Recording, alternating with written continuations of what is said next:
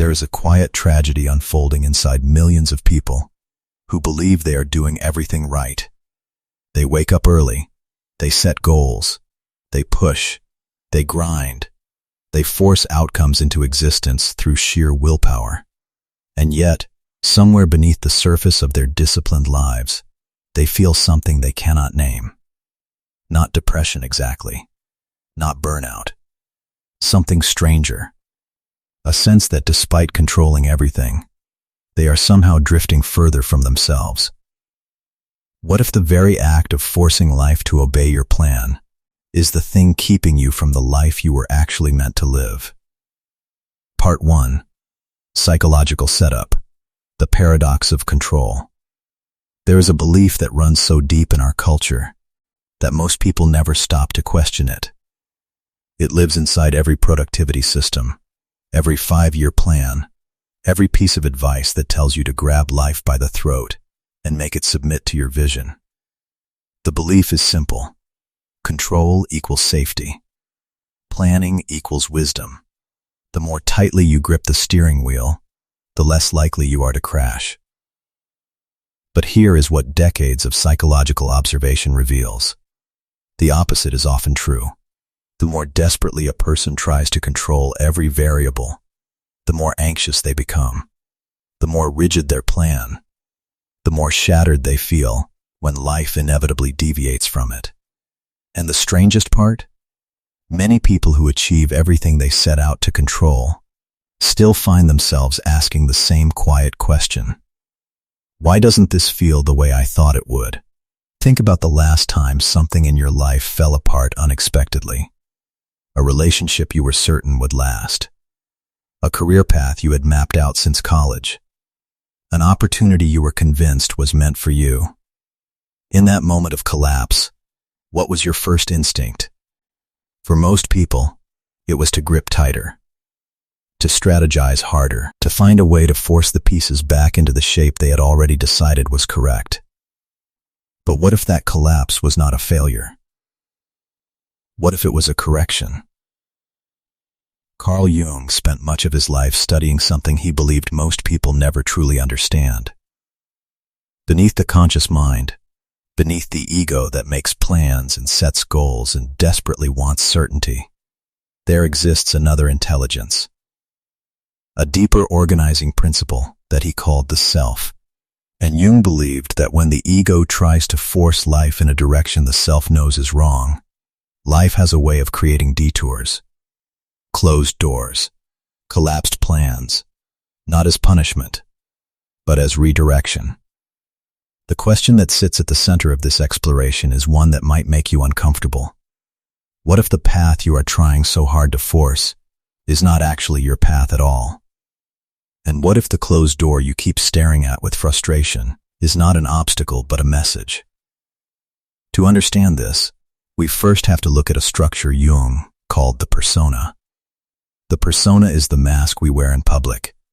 It is the version of ourselves we have carefully crafted to meet the expectations of society, family, and our own ambitions. The persona is not fake, necessarily. It is a necessary adaptation. It allows us to function in the world, to hold jobs, to maintain relationships. But the problem arises when we confuse the mask for the face.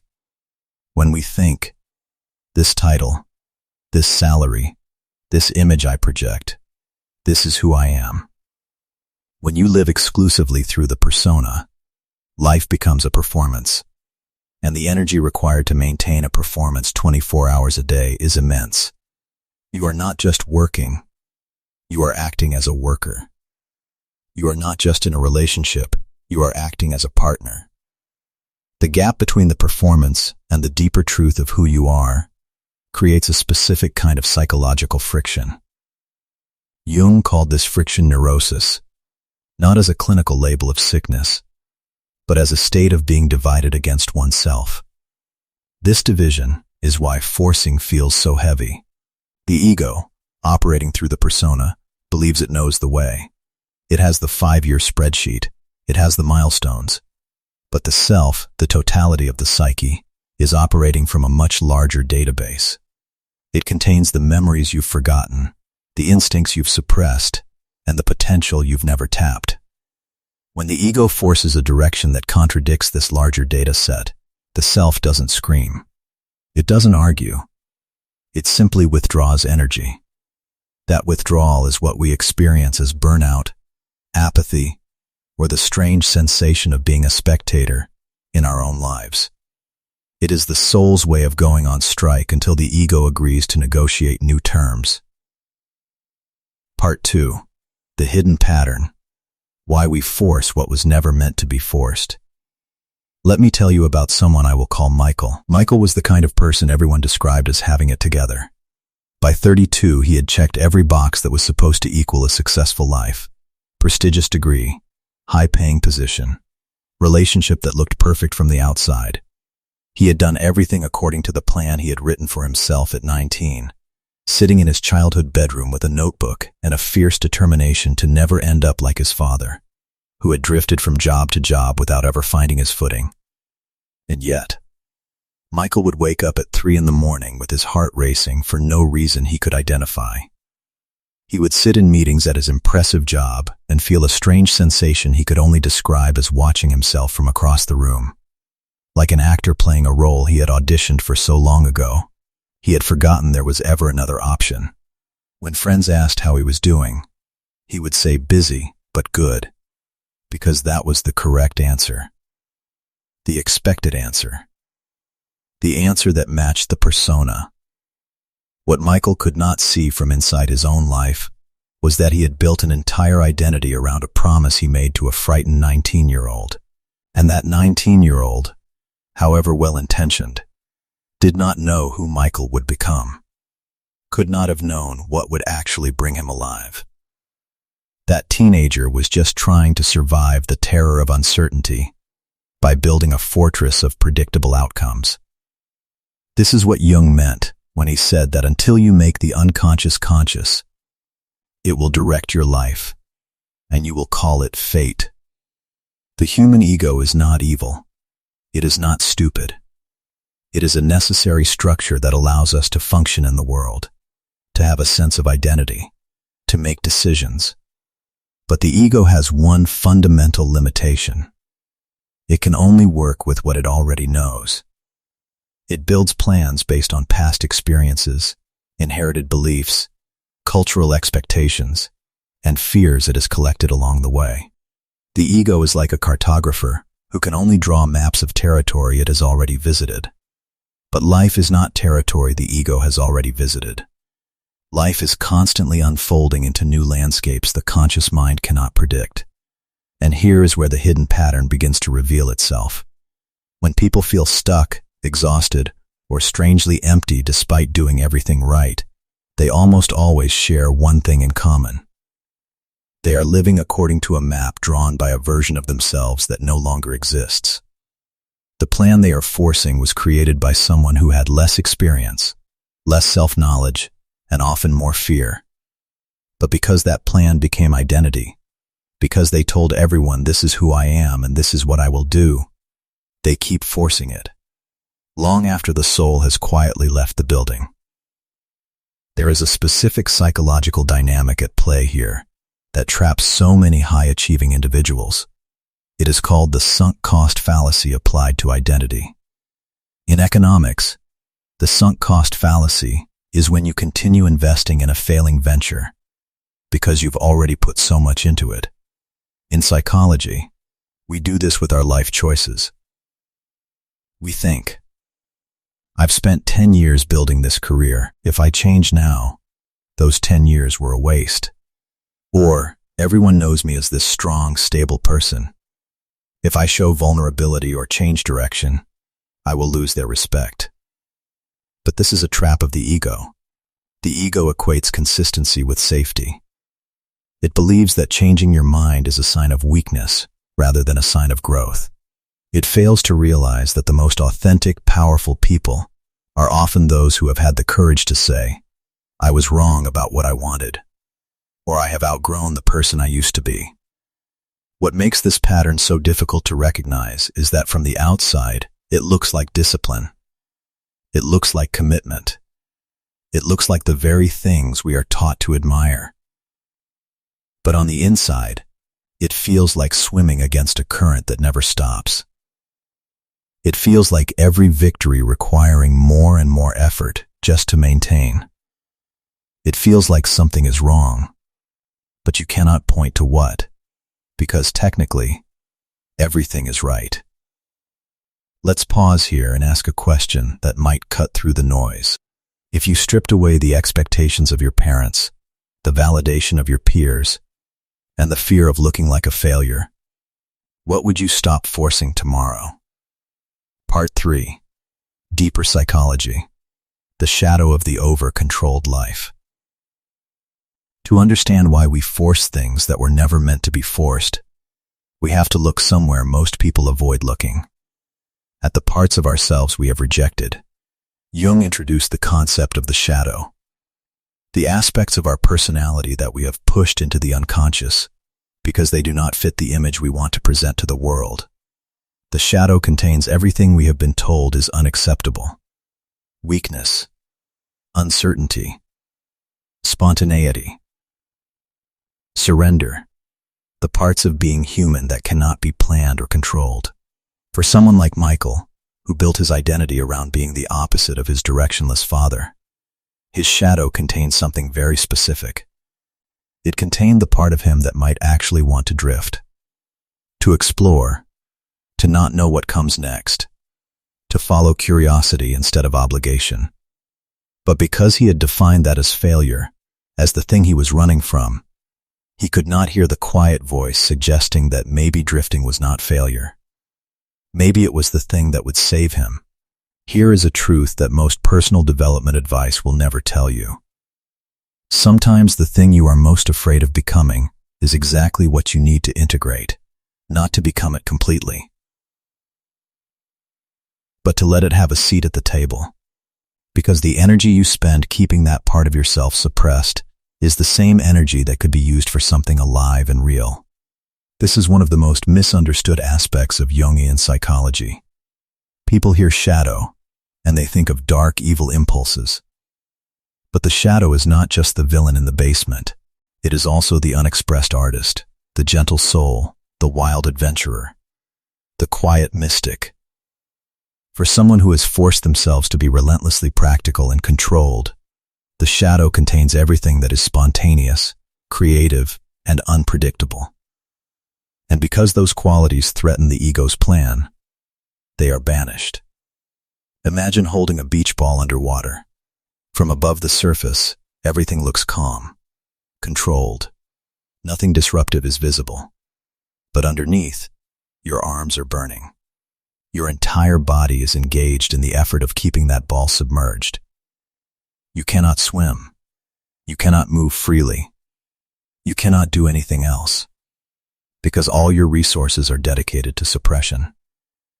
This is what an over-controlled life looks like from the inside. The surface appears stable, but beneath it, the person is exhausted from the constant effort of keeping certain possibilities, certain questions, certain truths about themselves from rising to awareness. What makes this even more complex is that the ego does not recognize its own exhaustion as a signal of misalignment. It interprets exhaustion as evidence that it needs to try harder, control more, tighten the grip further. This is why people often double down on the very patterns that are depleting them. The ego believes that if the current approach is not working, the solution must be more of the same approach. It cannot imagine that the approach itself is the problem. There is another layer to this that Jung wrote about extensively, the relationship between control and the fear of death. Not physical death necessarily, but the death of the identity. The ego knows, on some level, that it is not the whole self. It knows that it is a limited construct, and so it clings to its plans and its image with a desperate existential grip. Because if the plan fails, the ego believes it will dissolve. It will be exposed as insufficient. But this is the great paradox. The ego does not need to die. It needs to be put in its proper place. It needs to become the servant of the self rather than the master of the life. When that shift happens, the ego is liberated. It no longer has to carry the impossible burden of controlling everything. It can focus on what it does best, executing tasks, making plans, and navigating the external world, but now in service of a deeper truth rather than in defiance of it. Think of a ship. The ego is the captain on the bridge. The self is the ocean and the wind. A wise captain does not try to command the sea. He reads the charts, he understands the currents, and he adjusts the sails. He knows that fighting a storm head-on with sheer force might capsize the vessel, but navigating with the storm's energy can carry him home. Most of us have been trained to be captains who scream at the sea, baffled that our shouting doesn't flatten the waves. Part 4. The turning point. What actually changes when you stop forcing? There is a moment in many people's lives that arrives without warning. Sometimes it comes through loss. Sometimes through burnout so complete that the body simply refuses to continue. Sometimes through a strange, quiet morning when a person wakes up and realizes they cannot remember the last time they felt genuinely excited about anything. This moment has a particular quality. It feels like hitting a wall. But Jung would say, it is not a wall. It is a threshold. Let me tell you about someone else. A woman named Elena. Elena had spent 15 years building a career in corporate law. She was respected, well compensated, on track for partnership, and she was, by her own description, completely hollow inside.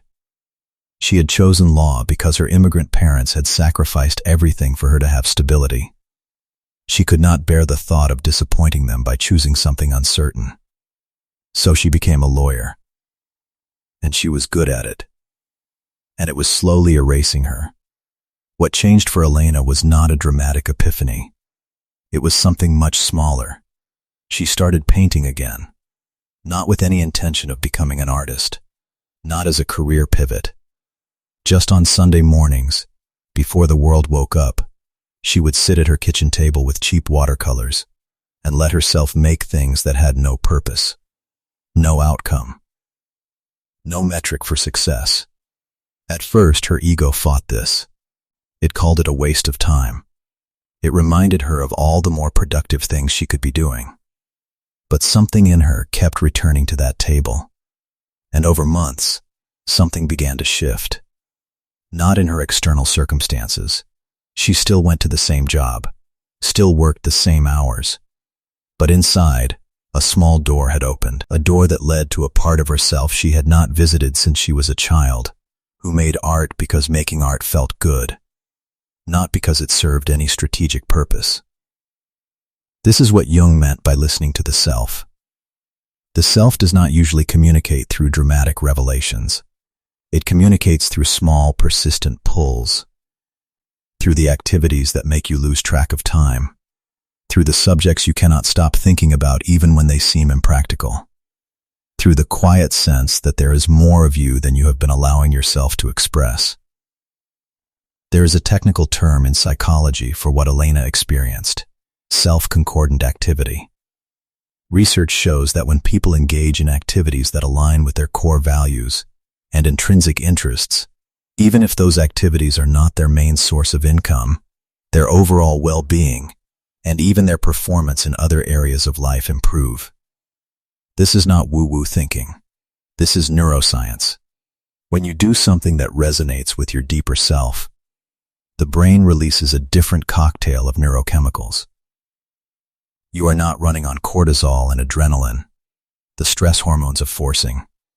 You are running on dopamine and acetylcholine, the chemicals of engagement and flow.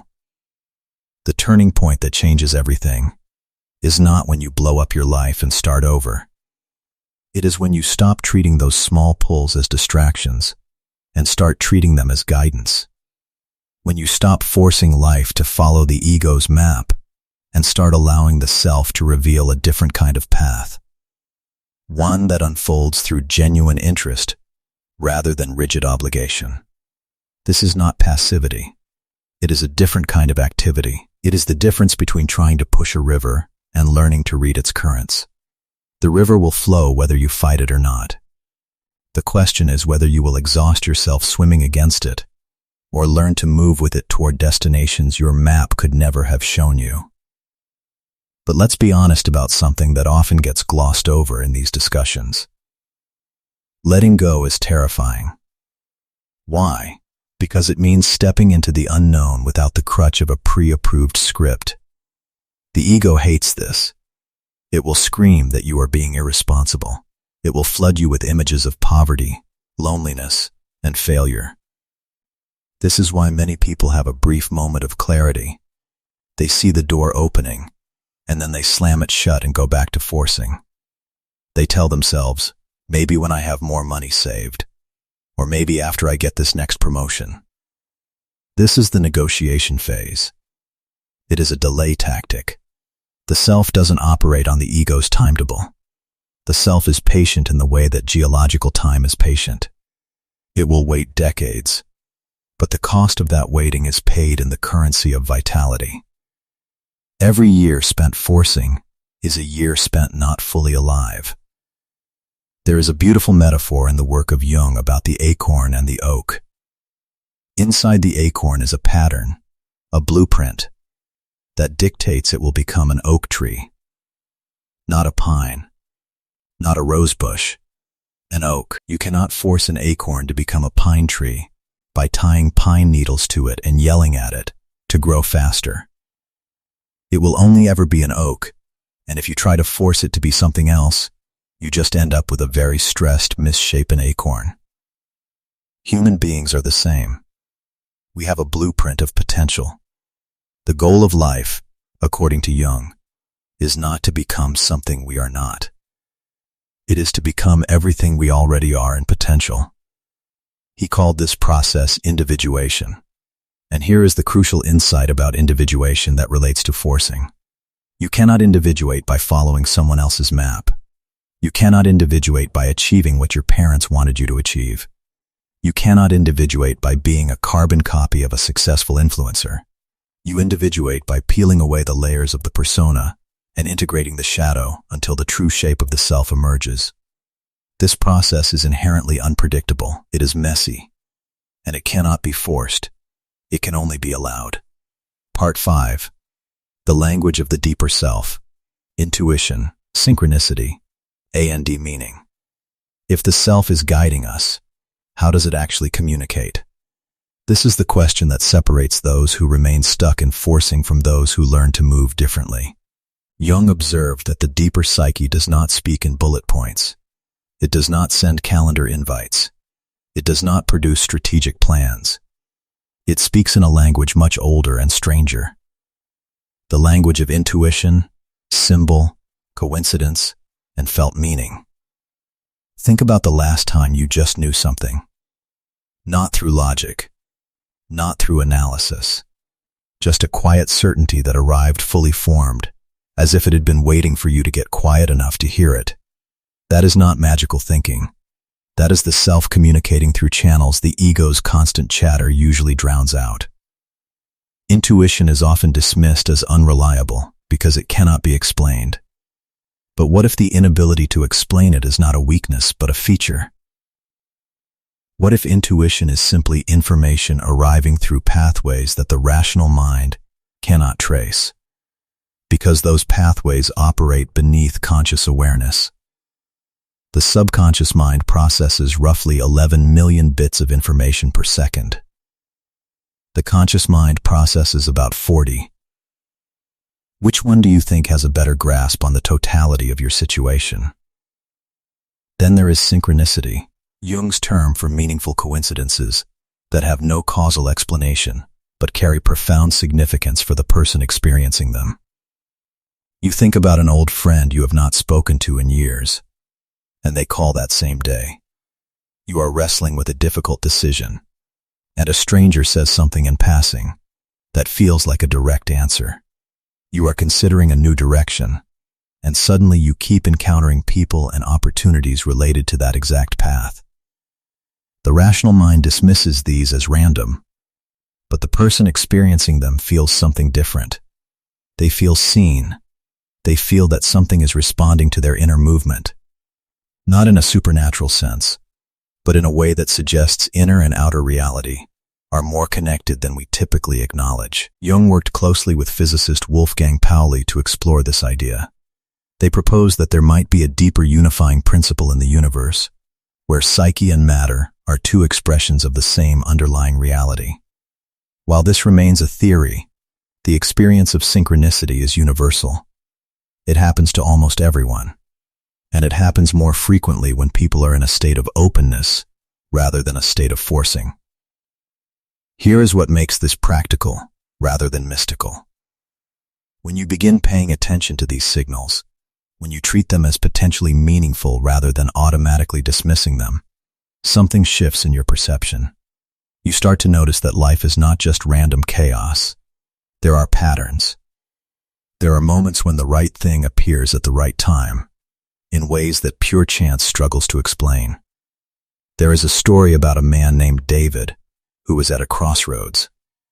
He had been offered a promotion that would require him to move across the country, away from his aging parents and his community. The rational, ego-driven choice was obvious. Take the promotion. It was more money, more prestige, the next step on the ladder. But something in him felt heavy about the decision. He decided to take a walk to clear his head. He walked a route he had taken hundreds of times. But on this particular day, a dog ran out of a yard and dropped a dirty, chewed-up tennis ball at his feet. The dog was insistent he throw it. David laughed, threw the ball, and the owner came out to apologize. They started talking. The owner turned out to be a man in his 70s who had been a high-powered executive in the very city David was considering moving to. And in the course of a 15-minute conversation, the old man said, unprompted, I had everything. But I missed my mother's last years. I missed my kids growing up. I wouldn't trade the money now for that time back. David didn't move. Was it a coincidence that a dog stopped him on that block on that day? Logically, yes. But in the context of David's inner turmoil, it was a meaningful coincidence. It was synchronicity. It was the universe, or the self, or God, using a chewed-up tennis ball as a medium for guidance. Because the ego doesn't listen to quiet whispers. It needs a dog to drop something at its feet. When was the last time a coincidence in your life felt too perfect to be random? And did you follow where it was pointing? Or did you explain it away? Part 6. Integration. What a life no longer forced actually looks like. At this point, you might be thinking something like, this sounds nice, but what does it actually look like in practice? How do you distinguish between letting go and giving up? Between trusting guidance and being passive? These are the right questions. And the answers require us to move beyond either, or thinking. A life that is no longer forced is not a life without effort. It is not a life without goals or direction or hard work. The difference is in the quality of the effort. The difference is in where the direction comes from. The difference is in whether you are pushing against reality or moving with it. Think of it this way. There is a difference between planting a seed and then trying to pry open the soil every day to see if it is growing, and planting a seed and then tending it with patience while trusting the process you cannot directly control. The first approach is forcing. It comes from anxiety. It will exhaust you and likely damage what you are trying to grow. The second approach is participation. It comes from trust. It allows something to unfold that you could never accomplish through force alone. When people begin to live this way, several changes become noticeable. First, their relationship with uncertainty transforms. Instead of experiencing not knowing as a threat to be eliminated, they begin to experience it as space where new possibilities can enter. This does not mean they become comfortable with chaos. It means they stop trying to eliminate the inherent uncertainty of being alive and start developing the capacity to move through it with more grace. They develop what psychologist Carl Jung might call a growth mindset, applied to the whole of existence. Second, their decision-making changes. Instead of asking only what should I do based on my plan, they start asking what feels genuinely aligned with who I am becoming. This second question often reveals options the plan would never have considered. Options that carry a different kind of energy. Options that, when pursued, do not require constant forcing, because they are already in harmony with something deeper. Third, their relationship with closed doors shifts. When a plan collapses or an opportunity disappears, they are still disappointed. But beneath the disappointment, there is something else. A quiet curiosity. A willingness to see what opens next. They have learned through experience that some of the best things in their lives arrived precisely because something else fell apart. Let's talk about the practical mechanics of non-forcing. This is not about sitting on the couch waiting for a sign. It is about shifting from a push modality to a pull and respond modality. In the push modality, you identify a target and then you exert constant pressure to close the gap. You network aggressively. You apply to 100 jobs. You send follow-up emails. You chase. This is exhausting and often yields diminishing returns because it carries an energy of desperation that other people can smell. In the pull and respond modality, you focus on aligning your internal state and your immediate actions with your deeper values. You work on the project that lights you up. You have conversations that are genuinely interesting to you. You put your work out into the world from a place of offering rather than begging. And then, crucially, you watch and listen for the response. When someone reaches out, you respond with openness. When a door cracks open, you walk through it without trying to tear it off its hinges. This approach requires immense discipline, but it is the discipline of attention, not the discipline of force. It is the discipline of an archer who, instead of running toward the target with the arrow in hand, learns to stand still, breathe, draw the bow with full presence, and release the arrow with trust in the physics of the universe. This is not a philosophy of passivity. It is a philosophy of participation with something larger than the ego. It is the recognition that you are not the sole author of your life. You are a co-author.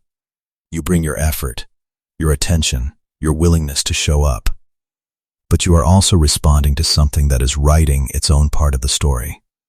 Something that knows things about your path that your conscious mind cannot yet see. There is a specific emotional shift that occurs when you stop forcing. The background hum of anxiety, the constant checking, the mental rehearsals, the fear of missing out begins to quiet. In its place, a different kind of energy emerges. It is a quiet, steady current of confidence. Not the brash confidence of "I know I'm right," but the deeper confidence of "I trust I am being guided." This is the confidence that allows you to say no to good opportunities because they are not your opportunities. It is the confidence that allows you to wait, not with passivity, but with active readiness. Part 7. The final sign. Inner peace as navigation. There is a question that emerges naturally from all of this.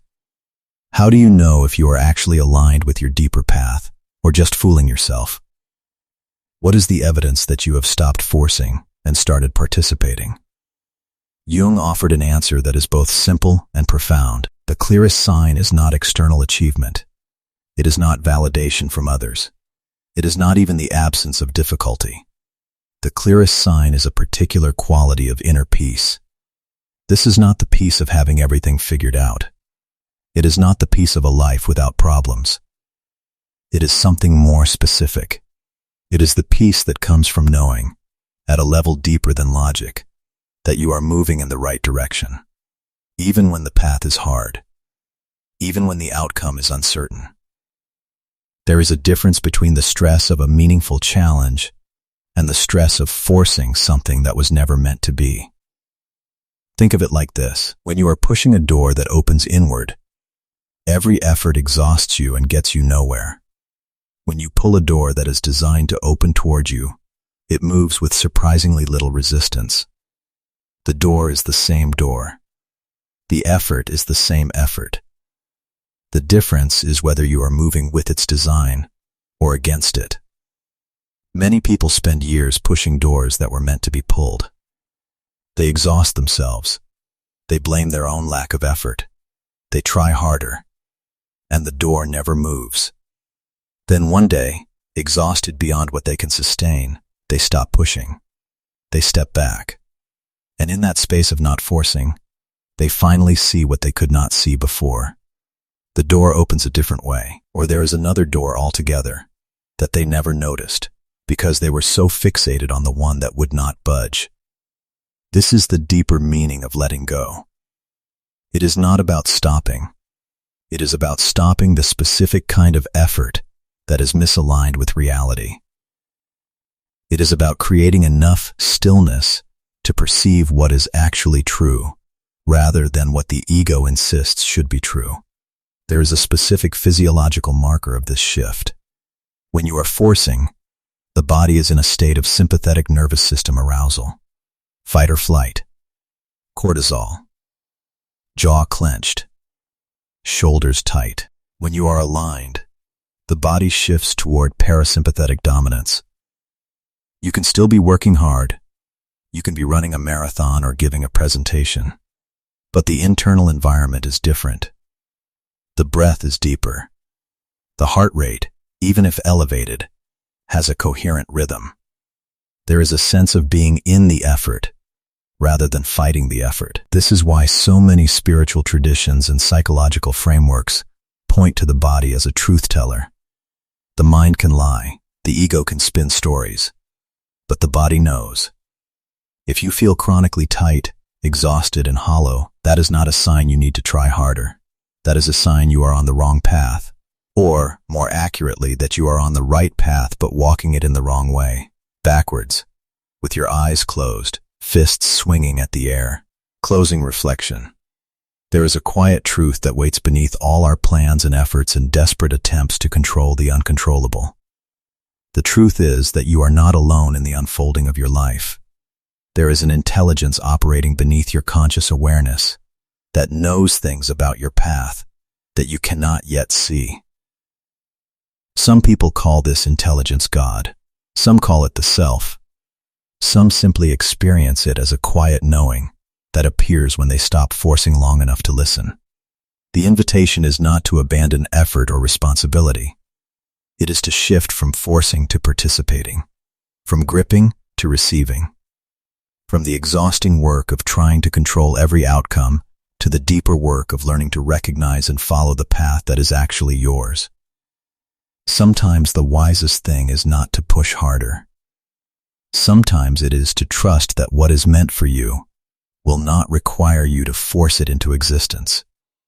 It will arrive, not necessarily on your timeline, not necessarily in the form you expected, but it will arrive.